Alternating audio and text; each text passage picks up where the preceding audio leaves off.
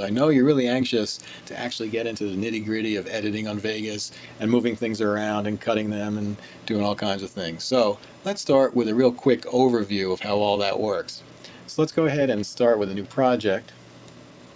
So the Vegas interface is divided in half, basically. You have the timeline, which is where the media is placed and manipulated.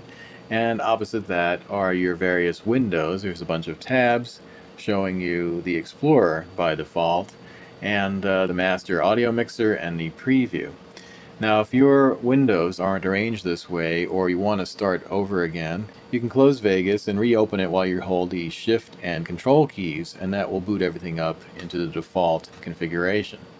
For instance, if your timeline is on the top and not on the bottom, that's one of the preferences we can set. So let's go to Options, Preferences, and go over to the Display tab. Near the bottom you see this check mark by Display Timeline at bottom of main window, and if I uncheck that and click on Apply, you can see that they swap positions. The timeline is now on the top, which had been the default configuration for all the versions previous to Vegas Pro 8. I like the timeline on the bottom, so I'm going to check that again and hit Apply and put that to where it was. But before I drop this AVI file onto the timeline, I want to make sure that the project properties are set to match my media. So I'm going to go over to the project properties button here, the little blue button, or you can hit Alt and Enter. At the very top of the video tab, it's defaulted to NTSC DV. Now NTSC is the color system that we use in North America. If you're in a country that uses PAL and you're working in PAL, you want to choose one of the PAL options. Or maybe you're working in HDV, you have options for that as well. But the idea is to set it to match your media, or at least set it to match most of the media you're using if you're using a variety of different types. So I'm going to grab this video and put it on the timeline. Now, keep your finger on the mouse button. You can just see this outline of the video and audio before it's actually dropped in.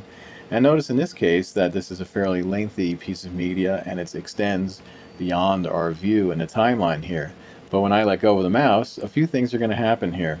One will be it's going to create audio and video tracks because there aren't any now, and the video and audio have to live in tracks on the timeline.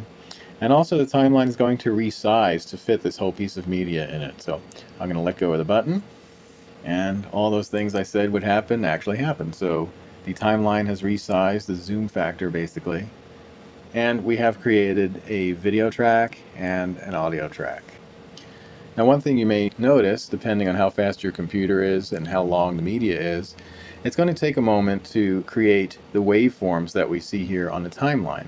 And while that's happening, it's just going to say building peaks in the audio space there while it's doing that. So now that we have the media in a timeline, and from this point on, this media is going to be called a timeline event, because any individual element on the timeline we refer to as an event. So let's zoom in and out, and the easiest way to zoom in and out is to use your mouse scroll wheel,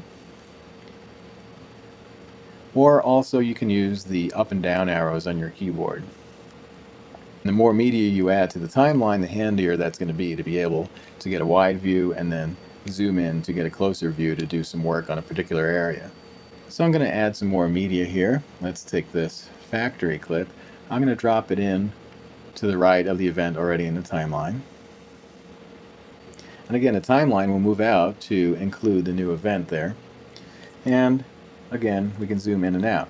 Now the place that it zooms in and out to is really determined by the cursor, which is the flashing black vertical line here. And the cursor functions as a playhead.